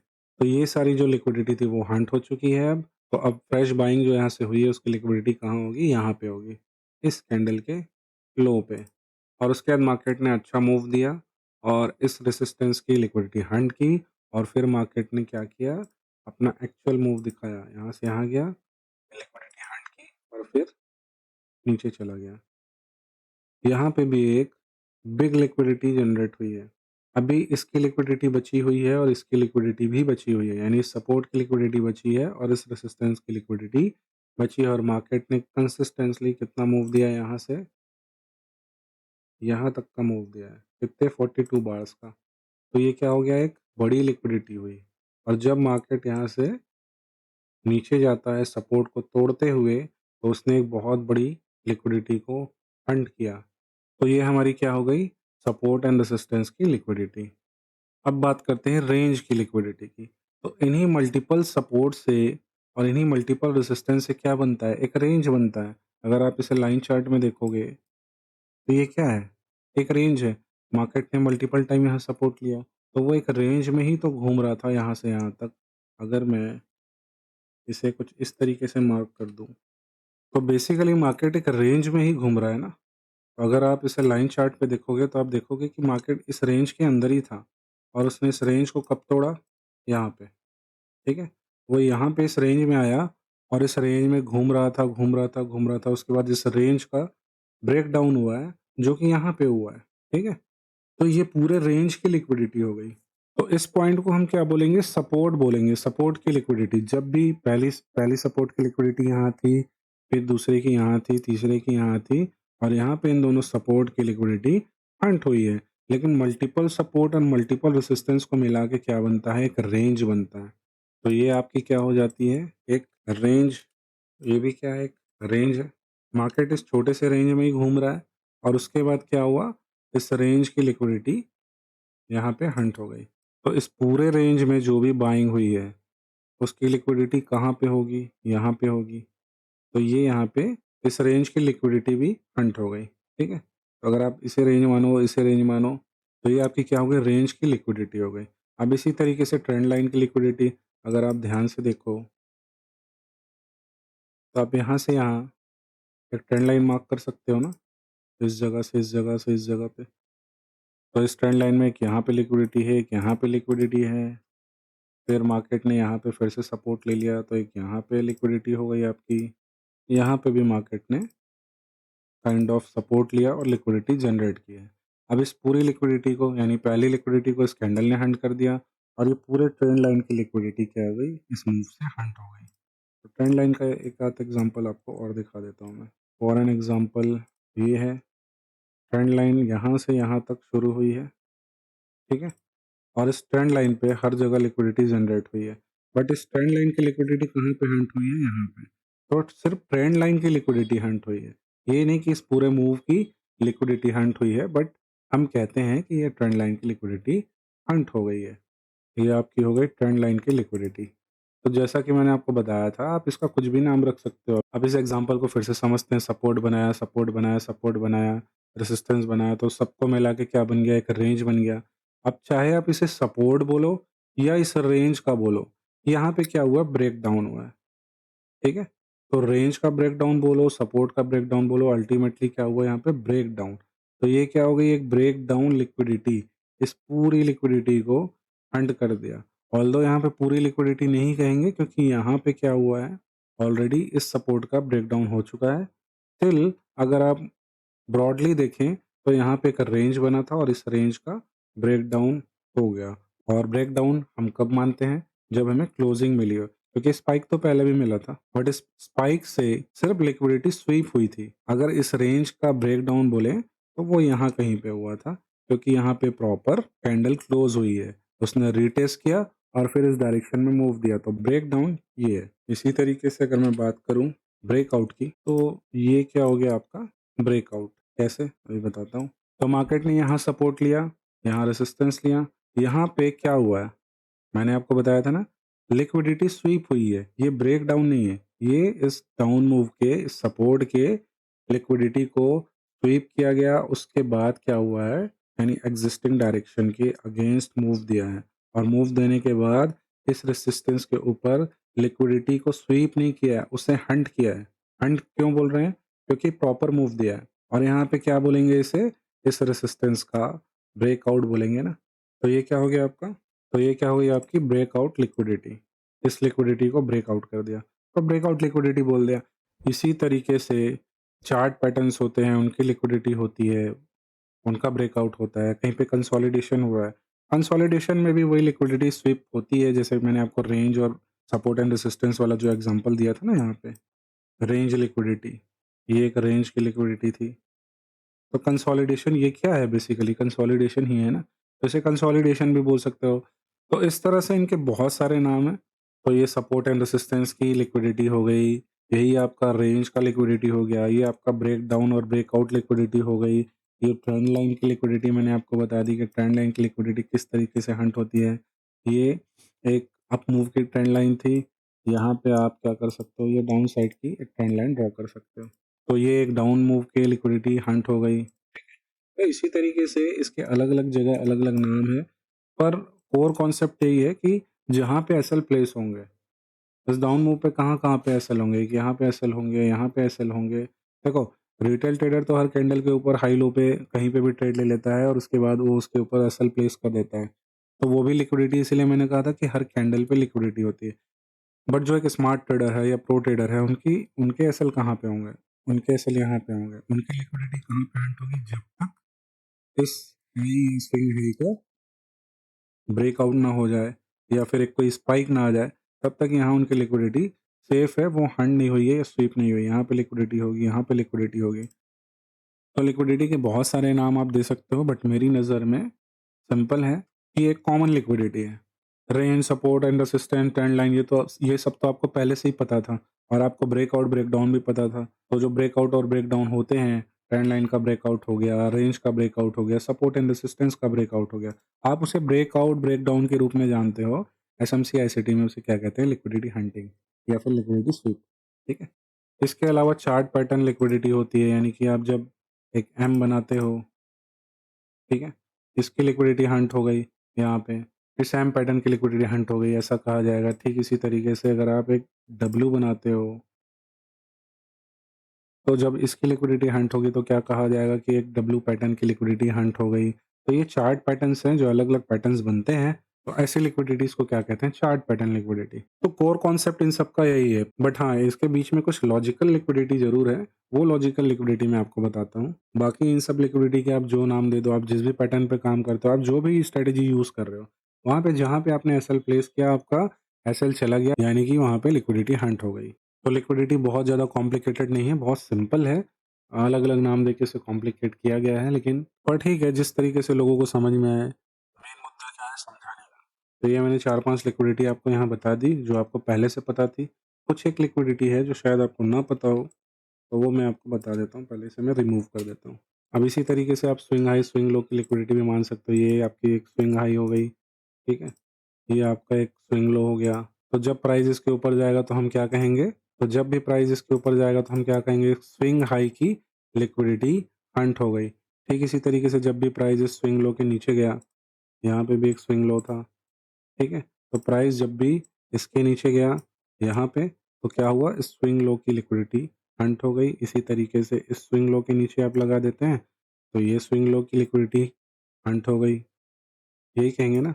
इसी तरीके से अगर आप इसके नीचे लगा देते हैं, तो यहाँ पे क्या कहेंगे? स्विंग लो की लिक्विडिटी स्वीप हो गई, ठीक है? क्योंकि यहाँ पे क्लोजिंग नहीं है, सिर्फ स्पाइक देके मूव कर गया। सिंपल है। तो ये आपकी स्विंग हाई लो की लिक्विडिटी भी हो गई। इसके अलावा और क्या होता है? एक सेल साइड की लिक्विडिटी होती है, एक बाई साइड की लिक्विडिटी होती है। तो ये भी सिंपल है। यहाँ से क्या हो रहा है? सेल हो रहा है, ठीक है? तो यहाँ से यहाँ तक क्या हुई है? सेलिंग हुई है। अब चाहे आप इस सेलिंग रेंज की लिक्विडिटी यहाँ पे बोल लो, यहाँ पे बोल लो, यहाँ पे बोल लो, ठीक है? तो ये सेलिंग हुई है, इस सेलिंग की लिक्विडिटी कब हंट हुई है? जब मार्केट ऊपर की तरफ गया है। अगर मैं कैंडल बाय कैंडल समझाऊँ, तो देखो, ये सेलिंग हुई थी और यहाँ पे बाइंग हुई है। सेलिंग की लिक्विडिटी हंट हो गई, सिंपल है। ठीक इसी तरीके से यहाँ पे क्या हुई थी? ज़बरदस्त बाइंग हुई थी। तो यहाँ पे जैसे ही इस लो के नीचे मार्केट जाता है, तो इस बाइंग की लिक्विडिटी हंट हो गई। तो ये सेलिंग और बाइंग की लिक्विडिटी है, सिंपल टर्म में, ठीक है? वैसे बहुत ज़्यादा कॉम्प्लिकेट करने की ज़रूरत नहीं है, बहुत ज़्यादा एक्सप्लेन करने की ज़रूरत नहीं है। लिक्विडिटी का मतलब मैंने आपको ऑलरेडी बताया कि मेजॉरिटी ऑफ ट्रेडर्स का जहाँ पे एसएल होगा। देखो, राम ने यहाँ ट्रेड किया, श्याम ने यहाँ ट्रेड किया, रहीम ने यहाँ ट्रेड किया, उनके एसएल अलग-अलग होंगे, इस कैंडल के ऊपर, इस कैंडल के ऊपर, इस कैंडल के ऊपर। यहाँ पे सेल करते हैं, तो उनका एसएल या तो यहाँ होगा या फिर यहीं पे होगा। तो बड़ी लिक्विडिटी यहाँ पे है या फिर यहाँ पे है, ठीक है? क्योंकि बहुत सारे ट्रेडर ने इसे अपना एसएल बनाया हुआ है, क्योंकि एक सेफ एसएल है। एक लेमैन या नया-नया जो ट्रेडर बनता है, वो क्या करता है? हर कैंडल के ऊपर अपना एसएल लगाता है, जो कि बहुत जल्दी हंट हो जाता है। इनसे कुछ एडवांस ट्रेडर जो होते हैं, वो स्विंग पे लगाते हैं। ये स्विंग हो गया, ये स्विंग हो गया। इस स्विंग पे लगाते हैं। तो इस स्विंग पे ज़्यादातर लोग बड़े एसएल लगाते हैं, जो बड़ी क्वांटिटी में ट्रेड करते हैं। उन्हें पता है कि उन्हें सेफ एसएल चाहिए। तो सेफ एसएल स्विंग पे ही लगाई जा सकती है। कैंडल बाय कैंडल लगाएँगे तो आप बड़ी क्वांटिटी ट्रेड कर ही नहीं सकते हो। क्योंकि देखो, मार्केट ने यहाँ पे आप मूव लिया, फिर यहाँ पे डाउन मूव ले लिया, आप कहाँ पे कैंडल बाय कैंडल ट्रेड करोगे या कैंडल बाय कैंडल एसएल लगाओगे? हर कैंडल पे एसएल जा सकते हैं बहुत आसानी से। अब यहाँ पे मार्केट ने डाउन मूव दिया है, लेकिन उससे पहले इसका एसएल भी ले लिया और इसका एसएल भी ले लिया। तो कैंडल बाय कैंडल जो आप एसएल लगाते हो, कभी भी वो सेफ नहीं होता। तो इसलिए जो प्रो ट्रेडर हैं वो क्या करते हैं? स्विंग पे एसएल प्लेस करते हैं। इस तरीके के बड़े स्विंग पे एसएल प्लेस करते हैं। तो छोटे ट्रेडर तो ये हो गया और बड़े ट्रेडर ये हो गया। बड़े ट्रेडर हैं तो ऑब्वियस सी बात है कि क्वांटिटी ह्यूज होगी, यहाँ पे क्वांटिटी बड़ी होगी, तो इसका मतलब बड़ी लिक्विडिटी कहाँ है? स्विंग पे। और छोटी लिक्विडिटी कहाँ है? कैंडल बाय कैंडल, जो कि हंट होते रहती है। तो एसएल आपको हमेशा कहाँ प्लेस करना चाहिए? स्विंग के ऊपर, यही आपको सिखाया जाता है। पर जो एसएमसी आईसीटी का कोर कॉन्सेप्ट है, वो इसी एसएल को हंट करने का है। तो आप कहाँ ट्रेड लोगे? आप इस जगह जब लिक्विडिटी स्वीप होती है, तो फिर यहाँ पे आप अपना ट्रेड इनिशिएट करोगे और यहाँ अपना एसएल प्लेस करोगे और उसका टारगेट होता है इसके स्विंग का हाई। ये स्विंग हाई हो गया, ये स्विंग लो हो गया, ये स्विंग हाई हो गया और ये स्विंग लो हो गया। अब इसे ही हम क्या कहेंगे? स्विंग हाई की लिक्विडिटी, स्विंग लो की लिक्विडिटी, स्विंग की लिक्विडिटी या कुछ भी बोल लो आप। तो अभी तक मैंने आपको कौन-कौन सी लिक्विडिटी बता दी? Candle liquidity, support and resistance liquidity, trend line liquidity, swing liquidity, range liquidity, chart patterns की लिक्विडिटी, बाय एंड सेल की लिक्विडिटी। अब बात करते हैं टाइम बेस्ड लिक्विडिटी की। तो टाइम बेस्ड लिक्विडिटी को अगर मैं आसान भाषा में समझाऊँ, तो नाम से ही क्लियर है, टाइम बेस्ड लिक्विडिटी। यानी जिस समय मार्केट में या तो सबसे ज़्यादा लिक्विडिटी होगी या सबसे कम लिक्विडिटी होगी, जिस टाइम पर, तो वो क्या कहलाती है? Time based liquidity. अब मार्केट में लिक्विडिटी सबसे ज़्यादा कब होगी? जिस टाइम पर सबसे ज़्यादा ट्रेडर आते हैं। फॉर एन एग्ज़ाम्पल, अगर हम इंडियन मार्केट की बात करें, तो जैसे ही मार्केट खुलता है आप हमेशा देखते हो कि 9:15 को एक बड़ी सी कैंडल बनती है या फिर एक स्पाइक बनता है, लेकिन जो भी कैंडल बनेगी वो बड़ी सी बनेगी। वो बड़ी कैंडल क्यों बनती है यूजुअली? क्योंकि वहाँ पे बहुत ज़्यादा वॉल्यूम में ट्रेडिंग होती है। तो अगर इंडियन टाइम की बात करें तो टाइम बेस्ड लिक्विडिटी कौन सी है? 9:15 की लिक्विडिटी, जहाँ पे सबसे ज़्यादा ट्रेडिंग होती है। इसके बाद हाफ टाइम के बाद की लिक्विडिटी और मार्केट क्लोजिंग के टाइम की लिक्विडिटी। इसी तरह क्रिप्टो फॉरेक्स मार्केट में भी अलग अलग टाइम जोन पे लिक्विडिटी होती है, अलग अलग सेशन में लिक्विडिटी होती है। जैसे London open, Asian open, Tokyo open, Sydney open, New York open और इसी मार्केट की क्लोजिंग के टाइम पे। तो अलग अलग सेशन होते हैं, इन सेशन पे बहुत ज़्यादा लिक्विडिटी होती है। तो टाइम बेस्ड लिक्विडिटी में वैसे भी आपको बहुत डेप्थ में समझाऊंगा जब मैं आपको सेशन समझाऊंगा, पर फिर भी इस वीडियो में मैं आपको सेशन और टाइम बेस्ड लिक्विडिटी से इंट्रोड्यूस करता हूँ। उससे देखने के लिए सबसे पहले आपको आ जाना है 5 मिनट के चार्ट पे। ये है 5 मिनट का चार्ट। अब आपको एक इंडिकेटर अप्लाई करना है। इंडिकेटर आपको ट्रेडिंग के लिए अप्लाई नहीं करना है, सिर्फ आपको टाइम सेशन को देखने के लिए उसके लिए आपको यहाँ पे टाइप करना है सेशन। और जो सेशन का इंडिकेटर सबसे ज़्यादा यूजर्स द्वारा यूज़ किया जा रहा है, जैसे यहाँ पे आप देख पा रहे हो 18.9 के, ये है लेक्स एल्गो का। तो आपको ये वाला सेशन अपने चार्ट पे अप्लाई कर लेना है। तो अब आपको यहाँ पे जो बॉक्सेस दिख रहे हैं वो एक्चुअल में क्या है? सेशन। यहाँ पे ये थोड़ा येलोइश है, मैं इसे चेंज कर लेता हूँ कलर ताकि आपको थोड़ा और क्लियर विजिबल हो। तो यहाँ पे हमारे पास कौन कौन सा टाइम सेशन है देखो। टोक्यो टाइम सेशन है, सिडनी टाइम सेशन है, न्यूयॉर्क का टाइम सेशन है, लंदन का टाइम सेशन है। तो यहाँ पे हमारे पास 4 टाइम सेशन है, लंदन, न्यूयॉर्क, सिडनी और टोक्यो। तो अगर आप इस चार्ट में ध्यान से देखोगे तो जिस भी टाइम सेशन पे 2 टाइम सेशन मिल रहे हैं, आपस में मीट कर रहे हैं। फॉर एग्ज़ाम्पल यहाँ पे सिडनी, ये बड़ा-सा जो बॉक्स है पर्पल कलर का, ये सिडनी का टाइम सेशन है और यहाँ पे टोक्यो का टाइम सेशन है। तो जब सिडनी में टोक्यो ओपन हो रही है और ये दोनों का कंबाइंड टाइम सेशन जो है, यहाँ पे सबसे ज़्यादा लिक्विडिटी है। यहाँ पे आपको बड़े-बड़े कैंडल्स बनते नज़र आ रहे हैं, तो यहाँ पे सबसे ज़्यादा लिक्विडिटी है। ठीक इसी तरीके से अगर आप न्यूयॉर्क और सिडनी के बीच में आ जाओ तो देखो छोटी-सी जगह है, छोटा-सा ही टाइम सेशन है, बट यहाँ पे भी अच्छी खासी लिक्विडिटी है क्योंकि यहाँ पे बड़े-बड़े कैंडल्स बन रहे हैं। और ट्रेडिंग करने के लिए आपको इसी तरह के मोमेंटम की ज़रूरत होती है, ना कि इस तरह के मोमेंटम की। तो अगर आप देखोगे लंदन और अब यहाँ पे आप देखोगे लंदन और न्यूयॉर्क के बीच में जो सेशन है, यहाँ पे अच्छी लिक्विडिटी है। ठीक इसी तरीके से टोक्यो लंदन के बीच में यहाँ पे अच्छी लिक्विडिटी है। इसी तरीके से टोक्यो सिडनी के बीच में अच्छी वॉल्यूम है। तो टाइम बेस्ड लिक्विडिटी का मतलब होता है जिस टाइम में सबसे ज़्यादा ट्रेडिंग हो रही हो, जिस टाइम पे सबसे कम ट्रेडिंग हो रही हो। तो जिस टाइम पे सबसे कम ट्रेडिंग हो रही हो आपको वो टाइम अवॉइड करना है, और जिस टाइम पे वहाँ पे ही सबसे ज़्यादा क्या होगी? लिक्विडिटी होगी। कौन सी लिक्विडिटी? High liquidity. तो जिस टाइम पे सबसे ज़्यादा हाई लिक्विडिटी होती है उसे क्या कहेंगे? High time based liquidity. और जिस टाइम पे सबसे कम लिक्विडिटी होगी उसे हम क्या कहेंगे? लो टाइम बेस्ड लिक्विडिटी। तो आपको ऐसे टाइम पे ट्रेड करना है जहाँ पे अच्छा मोमेंटम आए, ठीक है? ट्रेडिंग के लिए आपको क्या चाहिए? जहाँ पे ज़बरदस्त मोमेंटम आए। तो इस हर सेशन में क्या होता है? हाई वॉल्यूम में लिक्विडिटी होती है और इन सेशन के अंदर यानी यहाँ से लेके यहाँ तक जो टाइम है, इसके बीच में भी कुछ अच्छे ऐसे टाइम होते हैं जहाँ पे हाई वॉल्यूम में ट्रेडर्स आते हैं, ट्रेडिंग करते हैं, वॉल्यूम जनरेट करते हैं और अच्छा मोमेंटम मिलता है। अपने सेशन वाले वीडियो में आपको डिटेल में इस टाइम बेस्ड लिक्विडिटी को भी बताऊंगा और इस पे कैसे आपको ट्रेड लेना है ये भी आपको बताऊंगा। तो टाइम बेस्ड लिक्विडिटी में इस वीडियो में इतना ही। तो अब हम आ जाते हैं अपने नेक्स्ट लिक्विडिटी पे, जो कि है इंटरनल और एक्सटर्नल लिक्विडिटी।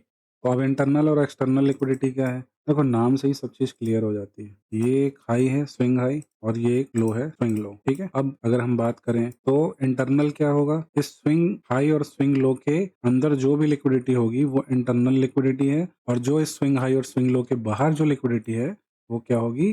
External liquidity. और इंटरनल लिक्विडिटी क्या होती है? इसी रेंज के अंदर, ये एक रेंज हो गई, इस रेंज के अंदर जो भी लिक्विडिटी हंटिंग हो रही है वो इंटरनल लिक्विडिटी है। तो अगर हम बात करें जब मार्केट ने इस स्विंग हाई को बनाया, स्विंग लो को बनाया, उसके बाद मार्केट इसी के अंदर मूव कर रहा है ना, तो यहाँ पे इंटरनल लिक्विडिटी क्या होगी? ये मार्केट ने एक लिक्विडिटी बनाई और उसके बाद इस लिक्विडिटी को हंड कर दिया। तो जब मार्केट ने ये वाला मूव दिया और इस लिक्विडिटी को हंड कर दिया, तो यहाँ पे फिर से क्या जनरेट हो गई? नई लिक्विडिटी। कहाँ पे? ऑन द डाउन साइड, ठीक है? तो मार्केट ने फिर क्या किया? उसके बाद इसने इस लिक्विडिटी को भी फंड कर दिया। कौन कौन सी लिक्विडिटी को, ये वाली लिक्विडिटी को हंट कर दिया, ये जो लो बनाया इसे हंट कर दिया। तो कुल मिला के इस बाहर की लिक्विडिटी यानी जो भी स्विंग हाई और लो है उसके बीच में जो भी लिक्विडिटी जनरेट होगी वो इंटरनल लिक्विडिटी होगी। ये एक लिक्विडिटी हंट हो गई। अब इंटरनली इस स्विंग हाई के अंदर एक स्विंग हाई है ये वाला, ठीक है, तो ये भी एक क्या है, इसका इंटरनल लिक्विडिटी है। इस स्विंग लो के ऊपर क्या है, ये इस स्विंग का एक लो है, तो ये भी क्या हो गई, एक इंटरनल लिक्विडिटी हो गई। तो आप ध्यान से देखोगे तो ये एक लिक्विडिटी थी, ये लिक्विडिटी है, ये लिक्विडिटी हंट हुई। अब नई लिक्विडिटी क्या बन गई, ये वाली, तो ये भी हंट हो गई यहाँ पे। फिर से इसके अंदर में क्या हो गया, एक लिक्विडिटी यहाँ पे बन गई, ये भी हंट हो गई। लेकिन इस रेंज का ब्रेकआउट देने से पहले मार्केट ने देखो कितना चकमा दिया, यहाँ से वो ऊपर आया, यहाँ पे लिक्विडिटी जनरेट की, उसके बाद ये डाउन मूव में लिक्विडिटी जनरेट की, इस डाउन मूव की लिक्विडिटी को हंट किया, उसके बाद जहाँ से वो चला था यानी इस जगह पे जो लिक्विडिटी थी उसको हंट किया, और जब इसको हंट करेगा तो ये लिक्विडिटी भी हंट होगी। तो ये सब क्या है, इंटरनल लिक्विडिटी जो इस रेंज के अंदर है। तो ये सब क्या है, इंटरनल लिक्विडिटी जो भी इस रेंज के अंदर है। अगर मार्केट ने आपको इस तरह का कोई रेंज दे दिया, उसके बाद आप इन छोटी-छोटी लिक्विडिटी पे ध्यान दो। कहने के लिए छोटी है, बट ये डेली टाइम फ्रेम है। तो आप आवरली में, 15 मिनट में, 5 मिनट पे इन छोटी-छोटी लिक्विडिटीज़ का एडवांटेज उठा सकते हो। और कैसे उठा सकते हो उसका प्रोसेस मैंने आपको फर्स्ट वीडियो में बता दिया था। तो ये हो गई आपकी इंटरनल और एक्सटर्नल लिक्विडिटी। तो हमारी नेक्स्ट लिक्विडिटी क्या है, high resistance and low resistance liquidity. तो चलिए फटाफट से मैं आपको ये भी बता देता हूँ। तो देखिए ये क्या है, एक अप ट्रेंड है, यहाँ से लेके यहाँ तक एक अप ट्रेंड है, ठीक है। और जब मार्केट एक अप ट्रेंड में होता है तो वो क्या करता है, पहले ऊपर जाता है, फिर रिट्रेस करता है, ऊपर जाता है, फिर रिट्रेस करता है, फिर ऊपर जाता है, फिर रिट्रेस करता है, इसी तरीके से चलता है। तो होता क्या है, मार्केट ट्रेंड कब चेंज करता है, जब ऊपर जाता है। तो देखो इस तरीके से, यहाँ से वो ऊपर आया, नीचे गया, ऊपर आया, नीचे गया, ऊपर जाने की कोशिश की, फिर नीचे आ गया। इतनी सी जगह पे ही आपको समझ में आ जाएगा कि हाई रेजिस्टेंस लिक्विडिटी और लो रेजिस्टेंस लिक्विडिटी किसे कहते हैं। देखो अगेन नाम से क्लियर है, हाई रेजिस्टेंस लिक्विडिटी का क्या मतलब है, ज़्यादा रोकने की क्षमता, और लो रेजिस्टेंस का मतलब है कमज़ोर क्षमता, रोक नहीं सकते आप उनको। तो जब भी मार्केट ने ये वाली लिक्विडिटी यहाँ तक जनरेट की थी, तो किसे पता था कि मार्केट इसे तोड़ नहीं पाएगा, वो नीचे तो आएगा इसे तोड़ने के लिए, बट जब वो तोड़ नहीं पाता तो फिर वो क्या करता है, ऊपर की लिक्विडिटी को ब्रेक करके ऊपर निकल जाता है। तो अगर इसे ध्यान से देखें तो मार्केट ने क्या किया, यहाँ से यहाँ तक ऊपर गया, यहाँ पे लिक्विडिटी है, इस स्विंग लो पे एक लिक्विडिटी है, मार्केट यहाँ से यहाँ तक मूव करता है और उसके बाद डाउन साइड का मूव करता है। तो अब यहाँ पे भी लिक्विडिटी है और यहाँ पे भी लिक्विडिटी है। लेकिन जब मार्केट अप ट्रेंड में होता है तो उसके लिए ईज़ीएस्ट क्या होता है, अप साइड की लिक्विडिटी को हंट करना। और वो नीचे की तरफ आता है तो क्या होता है, वो वीक होता है। क्यों? क्योंकि मार्केट का ट्रेंड अप है, मेजॉरिटी ऑफ ट्रेडर्स बाइंग में जा रहे हैं, तो वो सेलिंग की लिक्विडिटी को आसानी से नहीं हंट कर पाएँगे। यहाँ अगर जाना है तो उन्हें बहुत मेहनत करनी पड़ेगी, बहुत स्ट्रगल करना पड़ेगा। तो उन्होंने कोशिश की, वीक सेलिंग हुई, वीक सेलिंग के बाद में मार्केट ने क्या किया, यहाँ पे एक लिक्विडिटी बनाई थी इस जगह पे। तो क्या ये लिक्विडिटी हंट हुई है? नहीं हुई है। क्यों? मार्केट ने उसे यहीं से धक्का देके ऊपर भेज दिया। तो ये जो लिक्विडिटी अब क्या कहलाएगी, हाई रेजिस्टेंस लिक्विडिटी। यहाँ पे मार्केट नहीं जा पाया, और ये जो लिक्विडिटी है, जो मार्केट आसानी से मार्केट ने ले लिया, देखो एक सिंगल कैंडल पे इस लिक्विडिटी को ले लिया, तो ये क्या होती है, एक लो रेजिस्टेंस लिक्विडिटी होती है। तो मैं यहाँ पे लिख देता हूँ, और ये आपका क्या है, एक लो रेसिस, ठीक है। नाम से क्लियर है, लो रेसिस्टेंस लिक्विडिटी है तो मार्केट आसानी से ब्रेक कर देगा, और ये फिर क्या हो जाएगी, अगेन आपकी एक हाई रेसिस्टेंस लिक्विडिटी यहाँ पे। अब इसी तरीके से मार्केट इसके ऊपर गया, फिर उसने एक डाउन मूव लगाया, बहुत कोशिश की नीचे जाने की, देखो यहाँ पे सेलिंग हुई, यहाँ तक हुई, फिर हुई, फिर हुई, बहुत कोशिश की नीचे जाने की, बट नहीं जा पाया। तो ये क्या हो जाएगा, हाई रेसिस्टेंस लिक्विडिटी। मार्केट अब इस लिक्विडिटी को तो तोड़ नहीं पाया, तो वो कहाँ चला गया, लो रेसिस्टेंस लिक्विडिटी पे। कहाँ पे है वो, इसके ऊपर। ये लो रेजिस्टेंस लिक्विडिटी थी जो मार्केट ने आराम से ब्रेक कर दिया, यहाँ पे ब्रेकआउट किया, यहाँ पे सारी लिक्विडिटी को कलेक्ट किया सेलर्स की, और ऊपर चला गया। अगेन यहाँ पे क्या हो रहा है और यहाँ पे क्या हो रहा है, क्लियर है आपको, ये लो रेजिस्टेंस लिक्विडिटी थी और ये हाई रेजिस्टेंस लिक्विडिटी थी, इसलिए मार्केट यहाँ से नीचे नहीं जा पाया और इस लिक्विडिटी को हंट किया। ये आपकी लो रेजिस्टेंस लिक्विडिटी है। अब मार्केट ने क्या किया, इसे हंट कर लिया। तो एक अप ट्रेंड में क्या होता है, जब भी हायर हाई हायर लो बनते हैं तो हायर हाई क्या होता है आपका, लो रेसिस्टेंस लिक्विडिटी होता है। तो जब भी मार्केट एक अप ट्रेंड में होता है वो क्या बनाता है, एक हायर हाई बनाता है, एक हायर लो बनाता है, फिर एक हायर हाई बनाता है, एक हायर लो बनाता है, फिर एक हायर हाई, फिर एक हायर लो। तो जैसे ही मार्केट एक हायर लो बनाता है, एक हायर हाई उसके लिए क्या हो जाता है, लो रेसिस्टेंस लिक्विडिटी, जिसे वो आसानी से क्या कर सकता है, हंट कर सकता है। तो ये एक अप ट्रेंड था। अब इसके ठीक अपोजिट किसी भी डाउन ट्रेंड में क्या होगा, ये एक हाई रेसिस्टेंस लिक्विडिटी है। क्यों? तो देखो यहाँ पे लो रेसिस्टेंस लिक्विडिटी थी जिसको मार्केट ने हंट किया, और ये एक हाई रेसिस्टेंस लिक्विडिटी है जिसे मार्केट ने नीचे आके और ऊपर जाना चाहा बट ऊपर नहीं पहुंच पाया। तो उसने क्या कर दिया फिर, एक लो रेसिस्टेंस लिक्विडिटी जो यहाँ पे थी उसकी हंटिंग कर दी। अब इस मूव में ये वाली जो रेसिस्टेंस है ये भी क्या बन गई, हाई रेसिस्टेंस लिक्विडिटी। क्यों? क्योंकि मार्केट यहाँ पे आया ही नहीं कभी। मार्केट ने क्या किया, ऊपर जाने की बहुत कोशिश की, बहुत कोशिश की, लेकिन वो यहाँ तक कभी नहीं आ पाया। तो ये हाई रेसिस्टेंस लिक्विडिटी बन गई। ये एक और हाई रेसिस्टेंस लिक्विडिटी बन गई क्योंकि मार्केट ने यहाँ ऊपर जाने की कोशिश की, नीचे आ गया, फिर ऊपर जाने की कोशिश की, फिर नीचे आ गया, फिर ऊपर जाने की कोशिश की, फिर नीचे आ गया। तो लो रेसिस्टेंस ये हो गया, ये हो गया, ये हो गया। ठीक है, क्लियर है? तो एक अप ट्रेंड और डाउन ट्रेंड में हाई रेसिस्टेंस लिक्विडिटी कैसी होती है, लो रेसिस्टेंस लिक्विडिटी कैसी होती है। अब इसे पहचानेंगे कैसे? अब आपको कैसे पता चलेगा कि कहाँ पे हाई रेसिस्टेंस लिक्विडिटी हो रही है और कहाँ पे लो रेसिस्टेंस लिक्विडिटी हो रही है? तो देखो, कभी भी जब मार्केट मूव करता है तो क्या करता है, छोटी कैंडल बनती है और बड़ी कैंडल बनती है। ये बड़ी कैंडल बनी है, ये बड़ी कैंडल बनी है, ये छोटी कैंडल बनी है। ये छोटी है, ये बड़ी है, ये छोटी है, ये बड़ी है। ठीक है? तो छोटी-छोटी जो कैंडल्स होती है वो क्या होती है, लो रेसिस्टेंस लिक्विडिटी। इसे आसानी से हंट किया जा सकता है। तो किधर हंट करेगा? बड़े प्लेयर्स ने क्या किया यहाँ पे, बड़ी लिक्विडिटी यहाँ पे डाली है। मार्केट के बिग प्लेयर्स ने क्या किया, यहाँ पे हाई वॉल्यूम में डाउन साइड ट्रेड किया है। उसके बाद एक लो रेसिस्टेंस लिक्विडिटी बनी है। ये लो रेसिस्टेंस लिक्विडिटी क्या हो सकती है, हंट हो सकती है ऊपर की तरफ, जो कि यहाँ पे हुई है इस कैंडल में। ठीक है? तो ये आसानी से हंट की जा सकती है। और मार्केट क्या इस लिक्विडिटी को हंट करने आ पाया? नहीं आ पाया। वो कहाँ चला गया? नीचे। क्यों? क्योंकि यहाँ पे एक लो रेसिस्टेंस लिक्विडिटी थी। तो इसी तरीके से आप कभी भी कहीं भी आइडेंटिफाई कर सकते हो कि अगर कैंडल छोटी-छोटी बन रही है, तो वो क्या है, एक लो रेसिस्टेंस लिक्विडिटी। और अगर कैंडल बड़ी-बड़ी बन रही है, तो उस डायरेक्शन में क्या बन रही होगी, जैसे कि देखो यहाँ पे एक बड़ी कैंडल बनी है, ठीक है? बड़ी सी कैंडल बनी है, उसके बाद ये एक स्विंग बना है और यहाँ से मार्केट नीचे की तरफ चला गया, ठीक है? तो ये लिक्विडिटी या ये जो स्विंग था, ये इतना आसान नहीं था तोड़ना। यहाँ पहले भी एक बड़ी कैंडल बनी थी, यानी अच्छी बाइंग यहाँ पे हुई है। उसके बाद छोटी कैंडल बनी जो कि लो रेजिस्टेंस लिक्विडिटी थी, फिर मार्केट ने इसी डायरेक्शन में मूव दिया।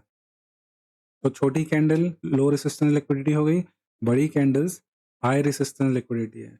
तो जब भी मार्केट बड़ी कैंडल बनाता है, आपको बड़ी कैंडल के डायरेक्शन में ही ट्रेड लेना होता है। कब लेना होता है? जब वो कोई लो रेजिस्टेंस लिक्विडिटी बनाए, तो उस लिक्विडिटी की हंटिंग करने के लिए वो क्या बनाएगा, यहाँ पे कोई पीओआई बनाएगा और पीओआई से मूव करेगा। तो आई होप अब आपको हाई रेजिस्टेंस और लो रेजिस्टेंस लिक्विडिटी भी क्लियर हो गई होगी और आपको इसमें ट्रेड कैसे लेना है।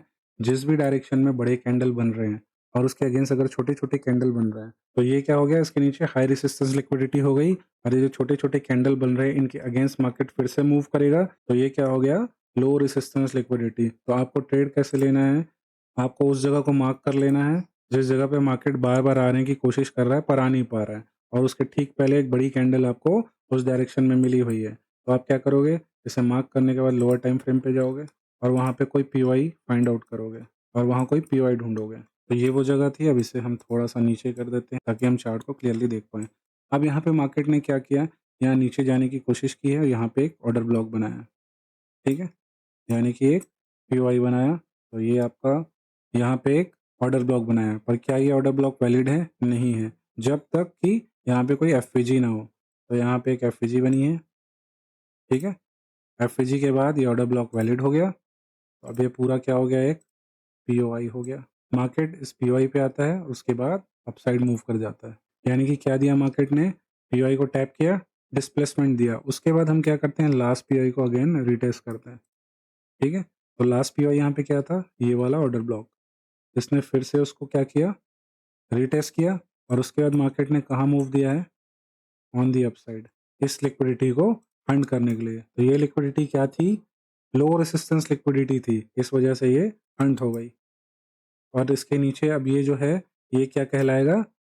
ये जो आपकी पूरी लिक्विडिटी है, ये क्या कहलाएगी? High resistance liquidity. और ये लिक्विडिटी भी क्या होगी? हाई रेजिस्टेंस लिक्विडिटी, क्योंकि मार्केट यहाँ कोशिश करता है नीचे आने की, बट इस लिक्विडिटी को हंड नहीं कर पाता, ऊपर चला जाता है, फिर यहाँ पे हाई रेजिस्टेंस लिक्विडिटी बनाता है, फिर ऊपर जाता है। जब भी वो ऊपर जाएगा तो लो रेजिस्टेंस लिक्विडिटी को हंड करते जाएगा और एक नया हाई रेजिस्टेंस लिक्विडिटी बनाएगा।